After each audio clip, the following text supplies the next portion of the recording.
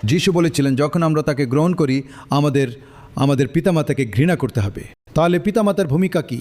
এবং যদি আমাদের পিতামাতা অবিশ্বাসী হন তাহলে কি হবে? আপনি জানেন আপনার পিতামাতাকে ঘৃণা করার আগে যা লুক 14:26 আছে, ইফিসিয়ান 6 বলা হয়েছে আপনাকে আপনার পিতামাতাকে সম্মান করতে হবে। প্রথম আদেশটি নয় আপনার পিতামাতাকে ঘৃণা করুন। যখন আপনি ছোট শিশু, প্রথম আদেশ ইফিসিয়ান 6:3 হলো আপনার পিতামাতাকে সম্মান করুন, যা প্রতিশ্রুতির প্রথম আদেশ। এখন অনেক বড় কিশোর এবং 20-এর দশকের লোকেরা বলে আমি সেই আদেশটি ভালোবাসি যা বলে আপনার পিতামাতাকে ঘৃণা করুন, এটাই আমি করতে চাই। এটা আপনার জন্য নয়। আপনি কখনো আপনার পিতামাতাকে সম্মান করেননি, তাহলে আপনি কিভাবে যোগ্য হতে পারেন? আপনি স্কুল পাশ করার আগে কলেজে যেতে পারবেন না। তাহলে প্রথম ধাপ হলো আপনার পিতামাতাকে সম্মান করা।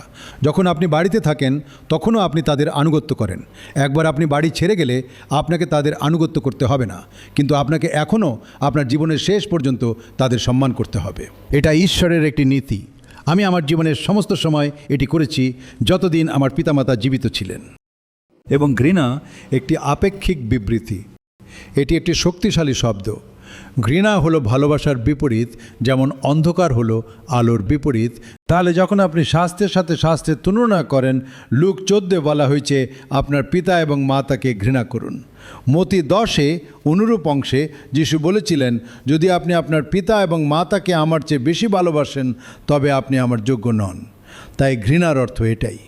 যখন আপনি একটি শাস্ত্র বুঝতে পারেন না তখন অন্য একটি শাস্ত্রে যান যা এটিকে প্রসারিত করে এবং ব্যাখ্যা করে। তাহলে এর অর্থ কী? এটা যেমন আমি আগেই বলেছিলাম, সূর্য ওঠার সাথে সাথে তারাগুলি অদৃশ্য হয়ে যায়। তাই আপনার পিতামাতার প্রতি আপনার ভালোবাসা তারার আলোর মতো হয়। এটি আলো, কিন্তু এটি যিশুর প্রতি আপনার ভালোবাসার তুলনায় একেবারেই কিছু নয়, যা হওয়া উচিত সূর্যের আলো। এটাই মূল কথা।